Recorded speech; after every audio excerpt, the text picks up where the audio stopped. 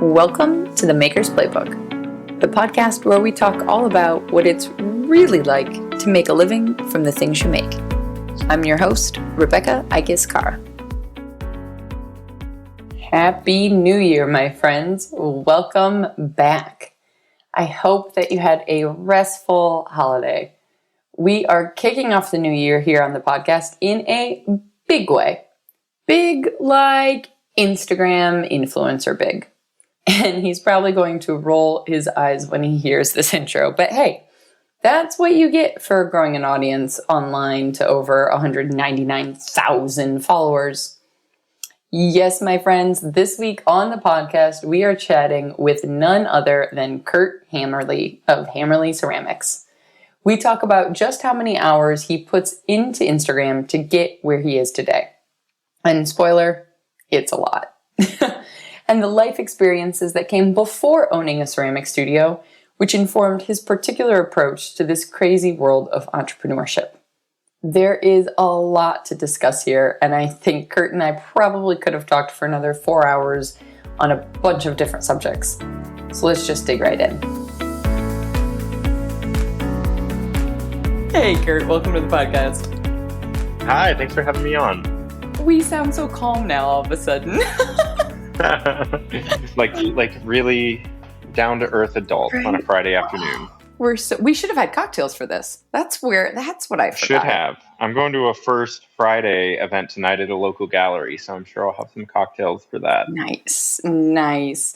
Well, before we dig in too far, I'm guessing many people are going to know who you are, but let's just assume nobody's ever heard of this guy named Curt with a C on Instagram. And if you were when you meet people for the first time at this gallery, how do you introduce yourself? Oh, it's actually really funny because I love fucking with people. Ever since I quit my job and started doing this, my wife introduces me to her friends, and they're like, "Oh, what do you do?" And I'm like, "I'm an artist, and it's pretty great, and I sell my work on the internet." And she gets really upset at me for that. She's like, "You're a business owner." And I'm like, "Okay, I'm a business owner." So yeah, I tell people that I play with mud and use Instagram to turn that into a living somehow. And when did that all actually start? So I did this in about the safest way possible. I had a full-time job at the university at CU Boulder and started taking ceramics classes. And somewhere along the line, I was following a bunch of people on Instagram and one day was like, I could do this. So I just started putting up pictures. And first 6 months, I got 200 followers. And then I started making videos. And the subsequent 6 months, I got 50,000. And then the year after that, got another 50,000. And it just kept growing. So I was single at the time. I didn't have a girlfriend or a wife. So I worked full time. And then every night during the week and all weekend, I spent in the studio. And at some point, I think I was around 30,000 followers. And someone was like, "Are you ever going to sell anything? What are you doing, man? Like, I'd love this. The mug in this post looks great." And I was like, "Oh, damn. I never really thought about it. But I do have a lot of stuff stacking up. So I should do something about that." So I started in Etsy, put like 20 things on it, a couple things sold. And then it just kept growing and growing. And then there wasn't anything left on my Etsy. And I put more up. And then a couple weeks later, everything was gone again. And this was still with a full-time job. So eventually I went down to part-time. I went down to 3 days a week instead of 5 and upped the pottery time, got a studio in my basement, was still firing at this remote place called the Boulder Potters Guild. And then after a year of that, I was making more money with my side hustle as it was than I would have ever made with my university job with little 2% increases every year. Sure. After 10 years at the university, I went to my boss and told her I was done. That's amazing. And so you weren't even teaching ceramics there? No. I was in the architecture school. I didn't touch clay until I was 25. This makes so much sense to me. As soon as the word architecture came out of your mouth, I was like, this. Yeah, I can see my this. job at the university for 10 years was running their fabrication lab. So all of my very first molds made with the 3D prints were printed at my job. That makes me feel a lot better about my life now. Okay, so I'll be perfectly honest. I think that has been my most significant advantage coming into this is that I had 12 years of 3D modeling experience under my belt when I started working with clay. And everyone that I talk to that tries to go and do what I'm doing from the opposite side, they have the clay experience, but they don't have the mold making or the 3D modeling. And it has been really tough. And I've only seen a couple people successfully make that transition because 3D modeling is really, really difficult and takes a lot of hours to get good at it. Yeah. Starting, I had 12 years of experience already. And I think that's what has allowed me, one, to make the designs that I make, and two, to not have too many people coming after me, as it were. Well, I agree completely in terms of the first time I ever put anything up on Etsy. My very mediocre pots in the beginning, much like you're saying, your inventory starts to stack up just because you're not selling anything. It's like, okay, well, I lived in Chicago at the time. I didn't have storage. Like, where was this going to go? And I wasn't stopping. You can only give so much to your family and your friends. There's only so many birthdays and holidays that people get things they don't want. But genuinely, I think I had an easier time selling because the photos looked good. Absolutely. The colors were accurate. I understood how to showcase the scale and the size and the function and all that kind of stuff. I would not consider myself a photographer by any means, but I have in the past done seminars and speaking engagements on Instagram for artists. Mm-hmm. And the number one thing that I recommend is to take a photography and videography class. Yep. And I took one at the university before I quit, and I really credit that class with giving me the base that I needed to stand out. When people are scrolling through Instagram, if you have even slightly dimly lit picture, people just blow right through it. Yep. Which is a whole nother, I could go down a rabbit hole, but there's a course for that. Which rabbit hole are we going to go down to? I know, right? Well, there's a few. I've already started taking notes because you talking about being an artist versus your wife introducing you as a business owner is always a fascinating Great. dichotomy, right? Of like how we don't need to talk about what is art. We can leave that at the university. Oh, yeah. I'm good about that. But it is funny that I tell this to someone at a party, and the guy's like, man, I wish my wife would let me stay home and make art in my basement all day. And I'm like, if you only knew how much stuff I sell on the internet. Right. Well, so what, do you ever go down that conversation with somebody to kind of, for lack of a better word, enlighten them? Yeah. And I do it far too slow for my wife's taste. I like to just kind of string them along because, it's going very well. It's going better than I ever could have possibly imagined something like this ever working in my life.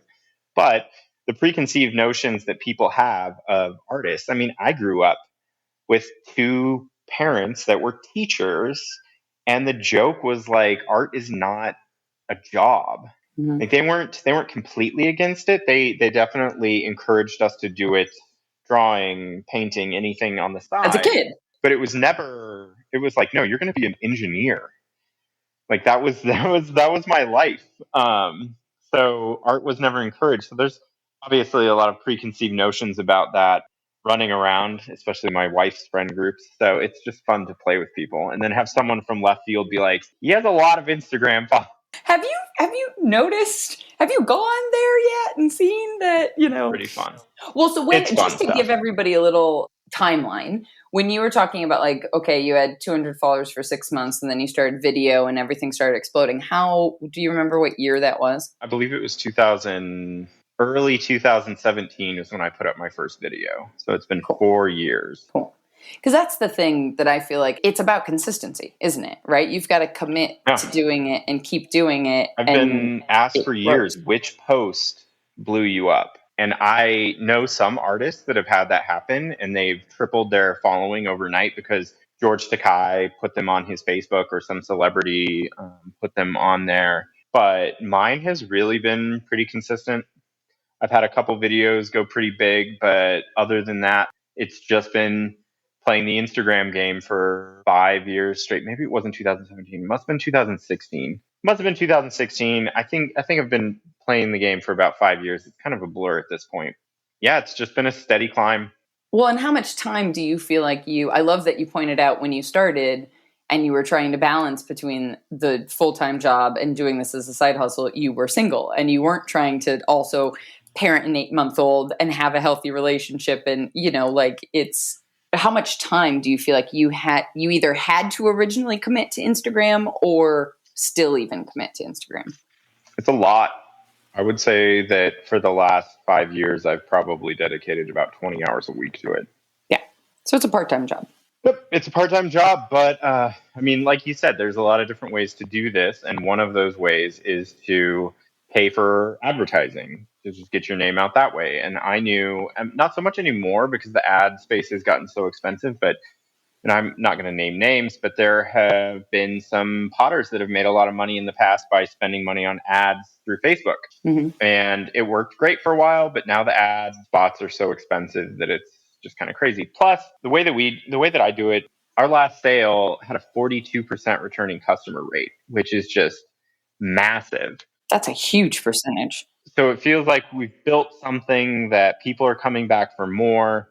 We actually just sent out little postcard letters to the 20 people that have spent the most money on our shop this year, and we gave them free shipping for the rest of the year. Smart. We have some collectors. We have some people that seem to buy everyone that they know gifts from us and stuff like that.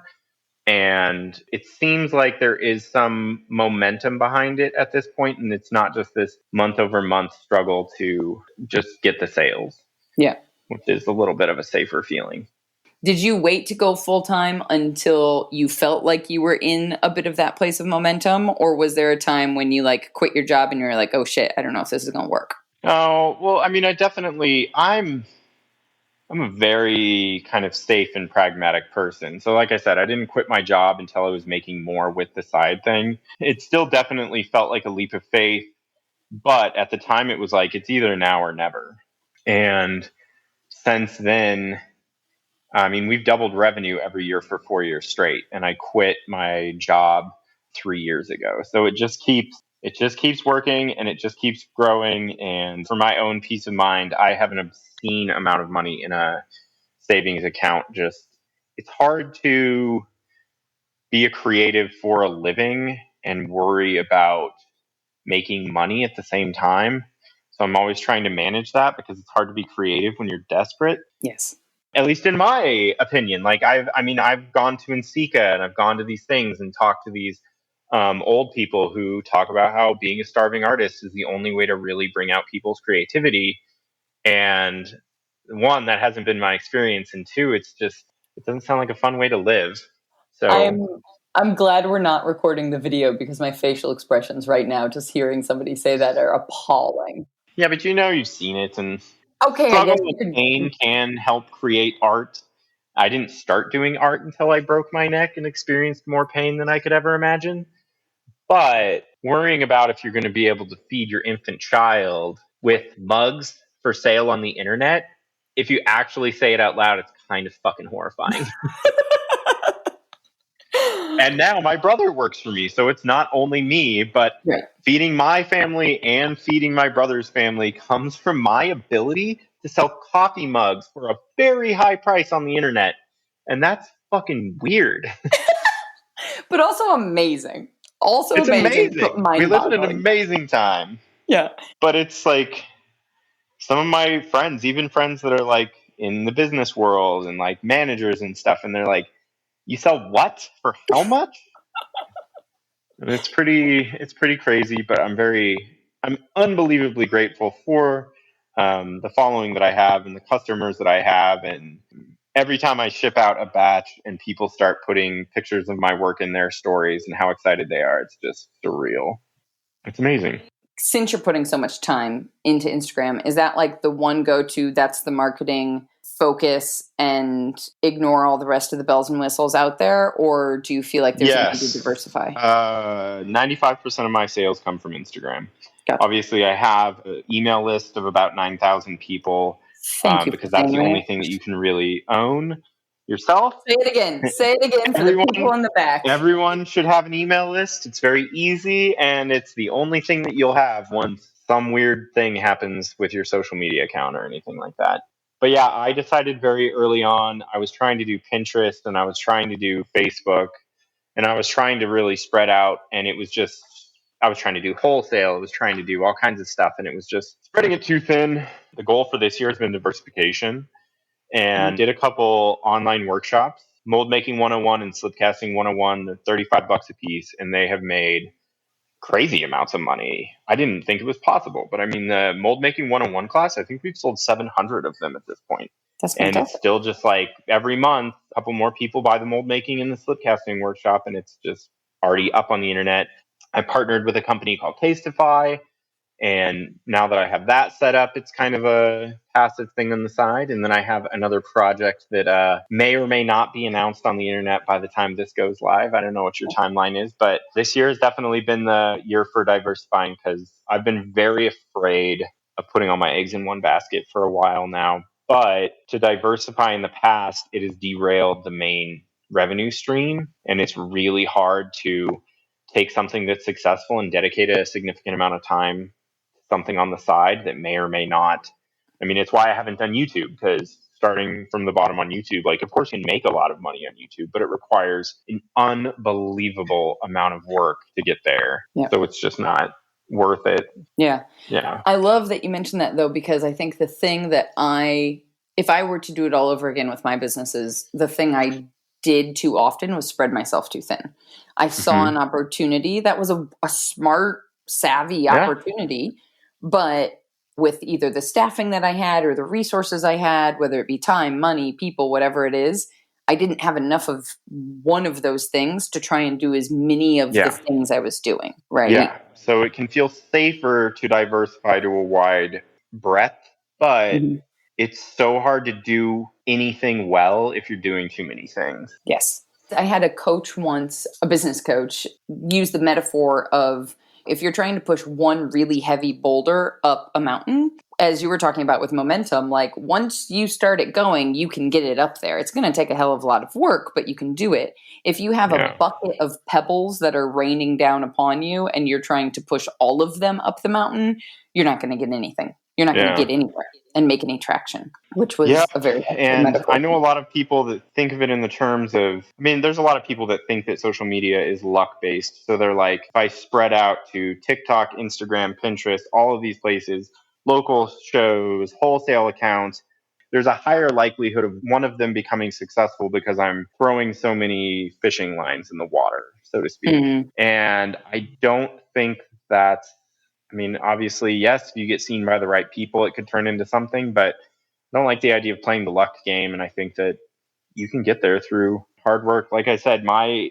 Instagram growth has been just a steady burn over years. I committed myself years ago to doing 3 picture posts and 2 video posts a week. And ever since my child was born, it's kind of all fallen apart. But I did it for like 4 years straight, and it built up a pretty good following. Do you feel like the time has passed on Instagram in terms of being able to get that consistent growth? Or Not maybe at all. that's an unfair question also. No. It's a perfectly fair question. And it's something that I end up talking to people on Instagram about all the time, because they think, like, obviously the gold rush is over. There's never going to be another Tortoise. There's never going to be another Seattle artist. Like, they got in early and they grew very big because of it. It helps to be the first. However, and this is where there's no way for me to prove this is true, but, and people will argue with me all day about this, but I definitely think the algorithm of Instagram has contingencies in place to try to help smaller accounts grow. But you have to have really good content, because at the end of the day, the algorithm is people. And 5 years ago, when Tortoise was throwing on the wheel, no one had ever seen it before. The vast majority of human beings in America had never seen anyone throw pottery on a wheel, but now everyone has. You have to show people something that they haven't seen before, and you have to, like you were saying earlier with the photography, as a skill you came in with, is you have to do it in a way that is cohesive and well lit and well organized. And one of the other guys that lives in Colorado here, Callahan Ceramics, he has grown faster than any Instagrammer I've ever seen. And he doesn't even make videos. My mantra has always been that videos grow your audience and pictures sell your work. He has such good pictures, and he has an aesthetic for his work that is very Instagrammable on like a crazy level. People go completely bananas for his stuff. And he has grown faster than I could possibly imagine. He has 11 employees now. And 2 years ago, he had 1. It's crazy. That's insane. How many? So you just said your brother the gold works rush is not now? over. Instagram is still very very useful. So you said, sorry, I didn't want to forget to clarify, talking about people hiring employees, you said your brother works for you now. Was that your first hire? So is it you and him full time, or what's the kind of day-to-day look like? So I hired him about 2.5 years ago. He's never been full time. He does about 20 hours a week, but he is very hard worker and very efficient and just amazing. And now I have 4 other part-time employees. I hired 2 more in the last month. So it is me working an obscene amount of hours that I don't want to talk about, and then my 5 employees. And most of my brother is really, he can do anything that I ask him to. He also manages the Shopify. He does everything from the Shopify to building our tables to putting up these 80 linear feet of shelving space just so we could get a lot of stuff off the ground. So he is kind of, if I'm the like creative artist marketing person, he does all of the other stuff. He organizes our packaging, and he's basically the shipping department. He can ship 100 packages in a day. Oh my It's God. pretty great. Basic like shop manager, effectively. Yep. Even though he doesn't want any of that responsibility, he's very happy with his lifestyle. He spends a lot of time with his family, and that makes him happy. And then the other employees, their main purview is slip casting and cleaning up greenware. And then some of them make glazes, some of them help on shipping days. So the spoiler alert for everybody is the amount of time you're actually spending making is slim. Oh, me? Yeah. Oh, I guess I still glaze every single piece that goes out the door. Okay. I make all the molds, do all the designs, develop all the glazes. The only main things that I have passed off are the slip casting, Yep. the cleaning up of those casts, and then the shipping. So you still get kind of the creative control. Yes. You're just not literally pouring the mud into the Yes. plastic. And that's the interesting thing going forward into next year with another thing that's launching soon. If it becomes a regular thing, I'm actually looking to hire a second in command. I'm looking to hire someone that will run the production, because I'm not interested in becoming just like a manager of people. I want to continue to be the designer. I love working with the glazes. I want more time to make more large scale sculptural art if I can find a way to balance that. But there are things, especially like as soon as you start managing a couple people, it devours unbelievable amounts of time. And I would also say like the cognitive weight of the stress of, at a certain point, any business, you have to rely on other people. But if you're used to going it alone for a while, the cognitive weight of like, is so-and-so going to show up to work today? And did they do it right? And do I need to check it? And I have to teach them how Did to they do it do better. it right is the hardest part for me. I've been told a very unbelievable level of like quality Control. expectations, and getting people to do what you want them to do the way that you want them to do it. And I've always kind of taken the mantra of like, I'm not going to give you a quota. I'm not going to make you like work your ass to the bone. I just want it to be right. And even with that, I mean, it's my work, so it's hard for that's where I have the disconnect is like, if I walk over and I'm like, oh, you did this slightly wrong, and they're like, I can't tell the difference, and I'm like, fuck. If you can't tell the difference, then I can't help you improve. Yeah. Yeah. Yeah. Managing people was a hard shift for me, and Freely was not always successful at it, right? There were some very big learning curves.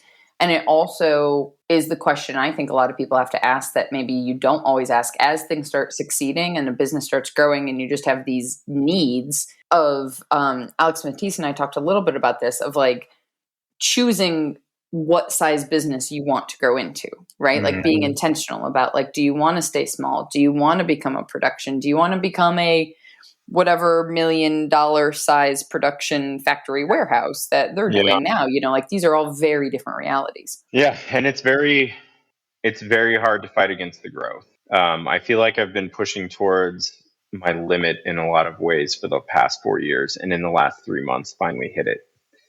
And it feels good to finally hit that threshold, to know where it is. But it's also been, this year's been crazy.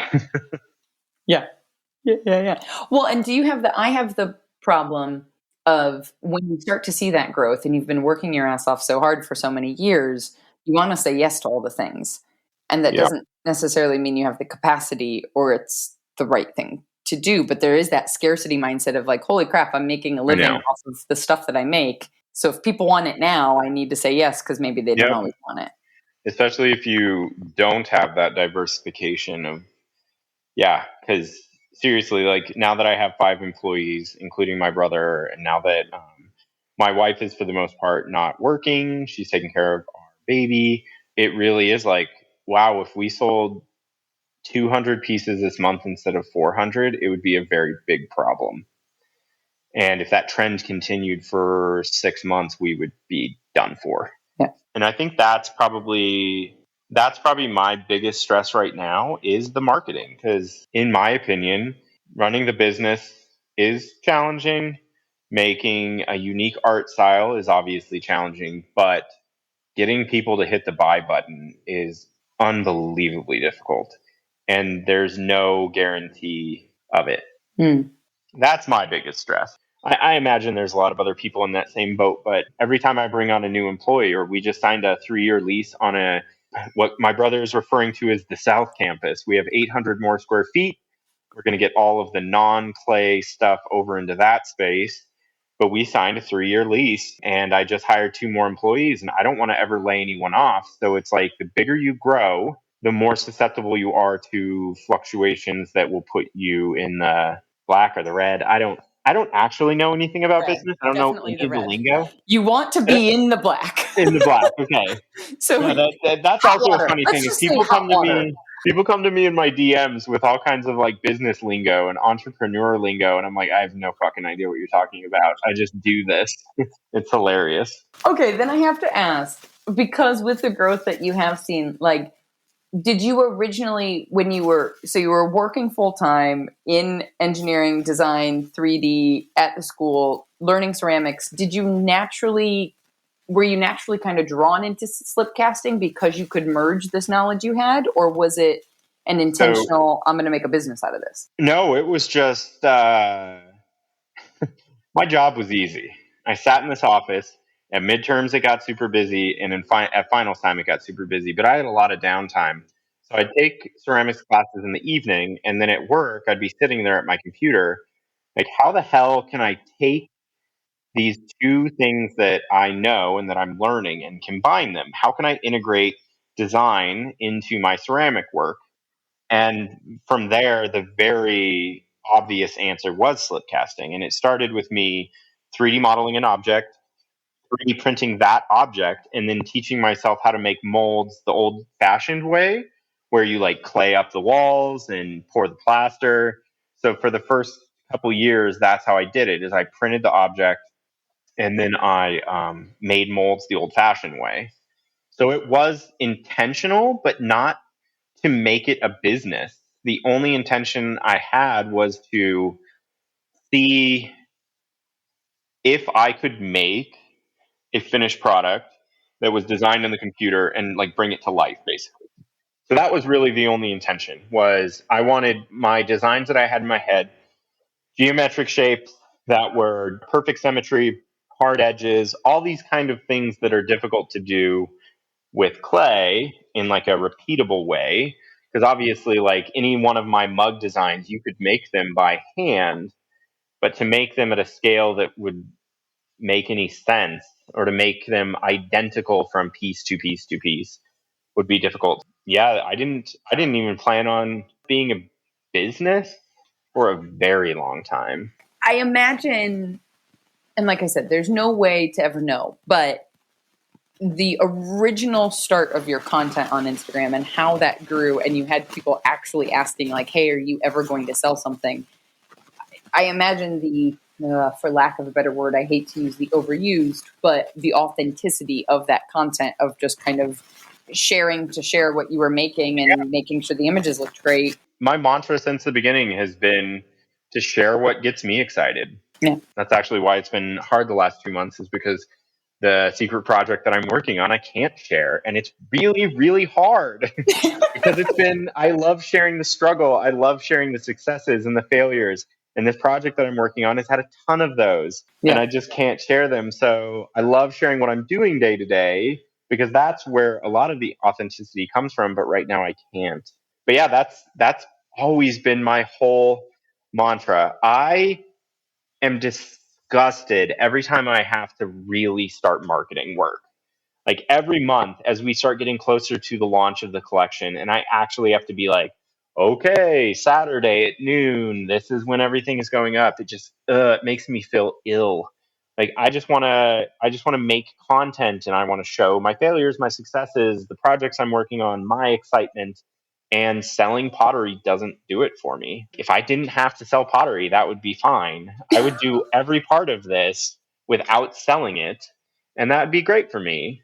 But you got to make a living. True. You've got to pay for that college tuition for baby Little someday. Levi. I mean, Francesco's and our solution to that is move back to Italy, and they can go to college in Europe where it's very affordable. There you go. And see, that'll be we talk about this a lot. My brother has two kids. They're 3 and 6. And we talk about what the landscape of college education is going to be like at that point. And if college doubles again before my son is in college or goes up even more, like even at an in-state school, am I going to give this kid $100,000 to 400, 500,000 to go to college? Or is he going to be raised with an entrepreneur for a dad, and he'll be like, I want to start a business, and I'll help him. I would never encourage him not to go to college. I definitely got a lot out of going to college. I have my issues with higher ed, but it still statistically puts you in a better place in your life. But yeah, I don't know. It's really hard to plan for 17 years from now. But I do appreciate you sharing that, like your wife is mostly staying at home, because the other big aspect of people I wanted to try and find to interview on the podcast were the people who literally, like, there is no security net. It's you're making a life. And I think a lot of the people I've found to talk to who have no other income also don't have a family and don't have a partner. And it's like, so wait, find me some people who, like, if I want to have kids and both of us are self-employed artists, we can do this. Absolutely. I mean, this is so weird to say, but I 100% believe it's true, but it's all about marketing. Everything else can happen. Like getting into the space was a pain. Getting the kiln approved by the city was a pain. Like all of these things are these stepping stones that once you solve them, you can move forward. Greg and I were standing on either side of the table a year and a half ago when Tracy told me she was pregnant, and he was like, sitting here with a sponge and cleaning the greenware is not worth your time anymore. We need to hire people to do this. So you're free to do the hire stuff. And all of that stuff falls into place. But if you do not have any customers, you just can't make any money. And it's the thing that I talk to artists all the time, and they're like, well, I don't like marketing. And it's like, well, then you're going to have to figure something out, because it's not enough in most cases. In most cases, it is not enough to just be the artist. There are a few people who get discovered because their art is crazy, or their dad knows a gallery owner and got them into the system, or whatever crazy luck-based stuff can happen. But if you want to do this for yourself, you have to have customers. And the more customers you have, the better off you are. The more people who know your name, the more people who know who you are, the more people who recognize your work. It's just like getting that top end number bigger is always the goal, in my opinion. I know artists that they always look at, like, my goal for the month is to make $5,000. I have never had financial goals like that. My goals are always based on things that I can control. So my main goal for years was 3 picture posts, 2 video posts, original content per week. I can control that. I have no idea how those posts will do, but the way that Instagram works is if your content is good, you will have a little bit of growth from the majority of your videos, and every now and then one of them will go big. Speaking of, like, the days of Instagram being good or over, my biggest video by a wide margin that I've ever had was 6 weeks ago, and it got up to 3.5 million views, which is 3 times bigger than I've ever had. Yeah. I shot that video in 30 seconds with my phone as a time lapse. I didn't edit it. I just put it into a reel and grabbed a random chill song, and 3.5 million views. I think that's what people, And then what I run into as well is people will look at that and they'll say, well, make more of that video. And you're like, nope, it's a time and it was a place and I already did it. And next time I make a video that's 99% similar, it'll probably bomb. And that's just how it works. Like But to reiterate, you kept you have showing to be up. creative. You have to show things that people have never seen before. And like I said, I filmed it in 30 seconds and didn't edit it and just put it up. My most popular videos ever are the ones that I put the least amount of time into. The stuff that I filmed over 3 days and taken into Adobe Premiere and made it perfect and timed to the music and like perfect cuts, showing the process perfectly. Bomb every time. And then the ones that I just like grab my phone and I'm like, hey, what I'm doing right now is somewhat interesting. Maybe I'll film it. And it's just, it's a numbers game. Right. If your stuff is not well lit, or you don't have it framed correctly, or all of these things that you could learn in a photography class, like so many We can people talk think about that that. the social media game is just luck and that Yeah. you're just like trying. There's like some people that the algorithm likes, and there's some people that it doesn't like. But there is something to be said with just a base level of decent quality. If you just keep trying new stuff, something will click in human beings' brains, and they'll go, "Wow, that's satisfying," and then it goes big. And I love that you're talking about lighting so much, because there's so many DMs that I get about what camera should I buy, or how do you do a flat lay, or whatever else that it is, that if the lighting isn't good in the first place. Last year we launched the styling course because was everybody's first question, but really ultimately what I'm going to produce for this next year, and I'm going to say it out loud now, which means I have to do it, which is a problem because I haven't even started it, but is a course on lighting, because that's, at the end of the day, that is photography. That is videography. I can take a great shot with my phone if it's beautifully lit, and I can take a crappy shot with my $5,000 camera. Everything in between, and Yep. flat, no one Yep. cares, and if it's too contrasty, no one cares. Yep. Oh, I love it. I'm going to not go down the photography rabbit hole and just say like, hey, there's courses for that. You can DM me. I'll make it easier and move on. There are courses for that, but I think that the number one thing that people can start doing is, one, be hypercritical of your own posts. You have to be able to step back from your own work, your artwork, your pictures, your content, like any of it. You have to be able to stand back and have some possibly objective view of like, is this good or is it bad? Not good art, but is the craft good? Is the lighting good? Critique the hell out of your own work, and then follow people that do it really well and analyze exactly what they have done. Yep.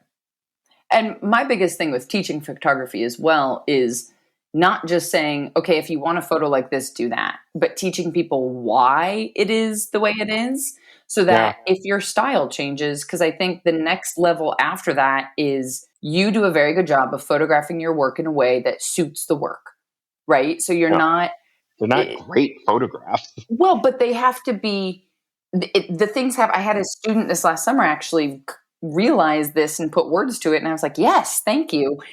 If your style of pottery is one way, or your brand is one way, and your photos are a different style, there's a disconnect there that is going to mess with people's experience of you. And if people feel a disconnect in their experience of you, there's a subconscious level of distrust, and then that affects the buy button. To bring it all full circle. I think one of the best examples of that, I hope I remember her name correctly. Her name is Sage Cortez. It's like Hand and Fire, I think. But she has a very her photography style really suits her pottery style, like perfectly. And in most of my pictures, it's just a mug on its own with nothing around it, because I treat my mugs like little glazed canvases and hope that they speak for themselves. And that's one of the reasons why Callahan's pictures are so popular, is because his mugs are paintings. And it's like a painting that you can drink out of every day. It's great. The other thing I thought about before, just to completely jump topics here, but just because you mentioned your glazing, is how interested in the glazing process you are. And to me, that's not that you're not putting effort and emphasis into the designs and the structures, but because you're not sitting and throwing pieces every day, I imagine you have been able to push the envelope further on creating your own glazes and doing, like, yes, a lot of time is still spent in slip casting before you had people on board. Oh yeah, I know But what you're saying. pottery has so many variables. I feel like you have to pick which one you want to be known Absolutely. for, is what I'm getting at. I'm glad Absolutely. you And do knew you where I want to was know going. the secret of the Hammerly Ceramics business model? Dun, dun, dun. I sell test tiles. I make and I sell test tiles. And over the last 4 years, I have made damn near 10,000 mugs. Or eight, maybe, I think, is what we counted. I feel like you have And a every spreadsheet one of somewhere for those that. 8,000 mugs is a test tile. And I have a Lightroom catalog of 35,000 pictures to go with those.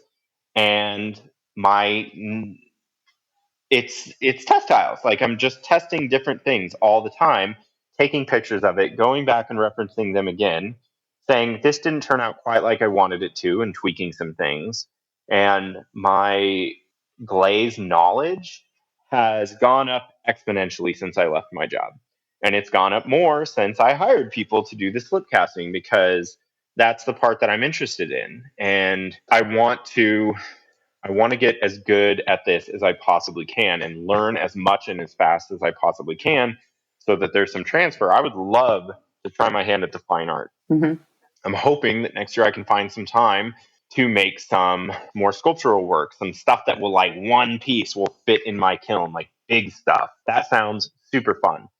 But once I start making all those things, that's where this repository of glaze knowledge that I've accumulated over the past 5 years comes in, because I don't have to start from the bottom figuring out how to glaze these sculptures, because I already know exactly how these glazes behave on hard edges, how they behave Mm-hmm. on rounded parts, on flat parts. I know how they behave when they're layered. I know how they behave when they're sprayed versus dipped versus poured, and all of these things. So, like, my entire business model is so that I can learn more as much as possible, as fast as possible. Because that's when you have ideas in your head and you don't have the skills to make them happen in real life, it's a huge bummer. So I just want to get to the point where I have the skills to bring what I think of in my brain to reality. I love that. And there's so much not synchronous. There's so much connection also to me as far as how you were able to kickstart your ceramics with the 12 years of 3D printing knowledge. And now you've spent 4 years and however much more to go on the glazing knowledge, and what presumably the successes we will see come from those major sculptural works that you will make, that people will see as like, oh, all of a sudden Curt started doing sculpture and it's super successful. Well, no, not all of a sudden. You've been spending years developing that knowledge. And so those sculptures are going to be more successful from the years of preparation. But at the same time, I have a mortgage and a family. And I went to Nsika for the first time, and I talked to a guy who plays the sculpture game. And he spends 3 to 4 months on each sculpture, and he sells them for $20,000 a piece. And if he sells one in a year, he's in complete poverty. And if he sells five in a year, he's doing great. But I think that it's a lot safer route to make 3,000 mugs a year. It's a lot easier to get 100 people to buy a $100 mug than it is to get one person to buy a $10,000 sculpture, in my opinion. Plus, it seemed like a safer bet for a business. Sure. I can see both sides, because when I think about my approach to photography, I very specifically chose weddings and not families, because to make enough money, I can shoot 20 weddings in a year instead of photographing 300 families. But that's the amazing thing about small business, and I mean, with photography or with art, is there's 1,000 different ways to do this. I just recently met Dan Lamb. Her handle on Instagram is the Popamo. I hope I'm saying that right. Anyway, No idea. she is a resin artist, and she is fucking amazing. And she's playing the game from a very different angle, where she makes high dollar value gallery pieces, gets into galleries, but then she's also on the side doing these corporate gigs where she makes one piece for a company in a month and they pay her for that piece. And it's like, she doesn't necessarily have like a business and a shop online. She does sell some stuff herself, but it was so great to sit down and talk to her because her business model is 100% different from mine, but she's very successful at it. Yeah. And it was also great to meet her because she has a work-life balance and she's like actually like getting exercise every day and feeding herself well and like getting out into the world and going on vacations. And I'm like, shit, Sleeping. I'm like even. literally fucking falling apart as we speak. And just trying to like figure out how the hell do I get the business to a sustainable level that I can take a vacation or that I can step away. Yeah, it's crazy. Well, I was just going to ask you, what is something that, you know, people that are watching you on Instagram and online wouldn't realize about the realities of your business, but I feel like you just answered it. But I feel like man, it's hard to share that too. It is. Okay, so on Instagram, everyone's like, oh, everyone just puts up the happy and the good stuff. And it's like, because when you put up stuff that's like, when I even put up posts that are like, get really real and in a story, and I'm like, man, I'm so tired. I've been working so much. And people are just like, quit complaining. And it's like, ugh, Jesus Christ. So it's just not worth putting up the harder sides of things because the reactions that you get, they either are like, you need to stop and take a break right now or you're gonna die, or they're just like, shut the fuck up, your life is awesome, get over it. I'm like, ugh, being a real human on the internet is really fucking hard. It's not like people are just deciding I'm only going to show the good stuff because I'm an asshole like that. It's like there are reasons that these things happen. And as I've spent more time on Instagram and putting my face on there and putting my family on there and stuff, and I'm like, wow, I realize why, one, people only put up the good stuff, and two, why people go crazy doing this. And Greg will always be my check. My brother will always be my check because I've put up a couple things in the past, and he's like, dude, what is wrong with you? Okay, so to go back to your point then, I'm jumping subjects because I feel like I'm also conscious of sometimes I finish an interview and I put up a podcast, I'm like, that was a great conversation. And then I listen back and I'm like, wow, we were really depressing about the realities of what this is like. But that's part of why I started this, though. I mean, I would like to still grow it. There's goals and hopes for the podcast and business and all of that. But there's so many people out there now who are like, oh, if I could just quit my full-time job and go all in on this hobby. And I'm like, yes, you can. That's wonderful. Let's talk like pragmatically about what that looks like. Absolutely. I have people reach out to me on a weekly basis and say, I want to quit my job. Should I do it? And I'm like, no. You have 400 Instagram followers, and they're like, I want to quit my job, learn pottery, and then become a professional potter. And I'm like, that's the most horrifying thing I've ever heard. Not in that order, at least. I definitely think that anybody can do this if they want to, but a lot of people don't. I was talking to my new employees recently, and we were talking about my past. Like when I started doing this, I was single and was kind of in a depressed place, and I dealt with the fact that I was lonely by being in the studio every hour of the day that I wasn't asleep or at work. And one of my employees was like, yeah, I really like spending time with my significant other. And I'm like, well, you can still do it. It just might take a little longer because it's hard. This is awesome. From one side of things, I get to wake up in the morning and I get to come to the studio that is mine and I get to do whatever the hell I want. Yes, that's absolutely true. However, I have to now, with the other studio that we just signed, my rent is $4,500 a month or $3,500 a month. My mortgage for my house is another $2,000. There is this number with the rent, the utilities, the mortgage, the health insurance, the employees' payroll, that if we do not make more than $20,000 a month, we are screwed. And that is a lot of money. And that is a lot of pressure. And I mean, at the end of the day, if I do not make mugs to sell on the internet, all of this falls apart. Yep. And at my job, and just to bring up the comparison is I worked at the university. University staff jobs are very cushy. I sat in an office. I got paid decently. I had full health insurance. I had like 25 days of vacation time a year. I had all holidays off. If it snowed and I didn't feel like driving, I'd just call in sick because who the fuck cares?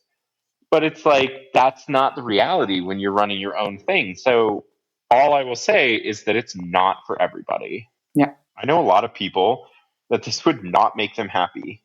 They might think that it would, but the amount of time that I actually spend on a weekly basis making art, as like if you think distill it down to pure artistry, the amount of hours that I'm spending per week doing that is very minimal. And going back to what we said at the beginning, that is where my wife is right, is that at this point, I am a small business owner. Yeah. But it will not always be that way. This is a temporary thing to get to a larger goal. That's awesome. Yeah. I don't have a segue follow-up question to that at all. I feel like I should just end it right there. Boom, done. Do you want to know what the larger goal is? Well, yeah, but you know, clearly you know it already, but I didn't know. I was like, I didn't know if that was like a secret project or No, not at all. sculptural work or whatever. So this is Studio 2. So the basement studio, the little 8x10 studio where I hired Greg and we were shoulder to shoulder and it was just terrible and cramped and basementy. That was Studio 1. And this rented space is Studio 2. And the eventual goal that I will be saving for until it happens, Studio 3 is for my wife and I to buy a piece of property that is like half an acre to an acre, nothing crazy huge, but enough space that I can, one, build a greenhouse for all of my plant collection, and two, that I can build a studio that I then own. And at that point, the business will kind of pull back a lot. And then the goal will be maybe have one assistant or something, but make enough to pay the bills and then spend spare time with the family doing other fun cooking plant things and actually like make art more often, because to actually get there is not as easy as it seems. Agreed. I mean, and being in the transition of it when you do know what the goal is, I think is literally where my brain is at these days constantly. There's something refreshing or helpful having the goal and having that, like, I am clearer than I ever have been before in my life on what the vision is, on what the ultimate end goal vision is. But once you get that clarity, being far away from it is the worst. Yeah. The worst. Because before I was just hustling my ass off the way everybody else around me was, right? And it was like, yeah, this is normal. This is okay. This is acceptable. This is what you have to do. Whatever. Create every excuse in there. But now it's like, oh, wait a second. That's not actually what I want for my life. Yeah. And we're trying to make these changes and trying to do things differently. Ooh, that's rough. I mean, like I said earlier, it's really hard to fight the growth. Greg and I have been talking since we opened this studio 2 years ago, that the more employees that get brought on and the more pieces that we make, it means a larger portion of my time on a weekly, monthly basis is glazing. As other people do the other things, the one part that I really don't want to hand off to anybody is the glazing. And it has happened. Like we are at the beginning of November, and I have 6.5 weeks to glaze, fire, photograph, and sell 2,000 pieces. I have a gas kiln in the back, and we will run it every single day until Christmas. Every day. Just every night, every afternoon we'll load it. We'll fire it every night, whether it be bisque or oxidation or reduction, and it will get filled, fired, unloaded, and filled again every single day. Oh my gosh. So it's kind of crazy. Yeah, just a little. I have taken above and beyond your time. So is there something that you feel like you want people to know, whether it be the people starting out who are coming to you like, hey, I want to be you, or whether it just be I don't know. What's the first thing that comes to mind? Like I said, I knew when I got on this call with you that like we could have 3 more hours because we haven't even dove down both of our mutual loves for systems and spreadsheets, and like there's so many other subjects. Well, yeah, we could do a whole episode on efficiency. I think that kind of a common thread for this whole thing that I would say for new to people kind of in the middle of the road is, one, be very careful of growth because it has strings attached to it. 2, I do not believe in taking out large amounts of debt for a business. It sounds absolutely horrible. I don't know if this is like a coined term or anything, but my brother and I always talk about moving at the speed of cash. Like I have a $50,000 state of the art gas kiln in the back, and that was paid for by 2.5 years of sales while I lived off of my salary from my job. Like I've done this in the most frugal way possible. And I personally think that saving money to achieve a goal is a lot more satisfying than taking out a loan and paying it back. But it's also terrifying because interest is wild. So don't grow too fast. Definitely think through those things. Don't take out tons of debt to grow super fast. And take a fucking photography class. Yay! Because if you want to play the social media game, a lot of people think that you can just, like, I don't care if you make the coolest art in the entire world. If you take shitty, dimly lit pictures of it and put it on the internet, no one will give a fuck. Amen. So. Amen. That was literally the best ending I could have possibly. Good. All right. Curt, I don't know that I need to tell anybody where to find you on Instagram, but just for posterity. And ceramics. Awesome. Thank you so much. All right. Great talking to you. And with that perfect ending that I promise you I did not ask Curt to say, we wrap up episode 209 of The Maker's Playbook. I'm still laughing about this ending because what Curt had no idea about when we originally recorded this conversation about a month or so ago was that for the rest of this month, here on the podcast, I'm doing another photography extravaganza. The next 2 episodes are not only going to feature a lot of easy to implement tips and tricks to make your photos better, even if you're only using your cell phone, but also feedback from our students that joined me last year for the Maker's Photography Styling System. Because, as you may have guessed, we're opening the doors again to this content-packed 6-week course at the end of this month. If you want to be sure not to miss out on this round of the Maker's Photography Styling System, then stop what you're doing right now, hit pause, and DM me your email address. I'm at the Maker's Playbook on Instagram. I'll add you to the waitlist, which also means you will be in for a few special goodies only available to people on that waitlist ahead of the course launching. As always, if you loved this episode, I would be so very grateful if you subscribed and left a review on whatever podcast app you're using to listen. And if you wouldn't mind helping spread the word with your fellow makers by snapping a screenshot and sharing about us on Instagram, that would be amazing. Of course, tag me at The Maker's Playbook and Curt at Hammerly Ceramics so we can send over our thanks. All right, my friends, until next week, go get back to making your dreams a reality, because together, we've got this.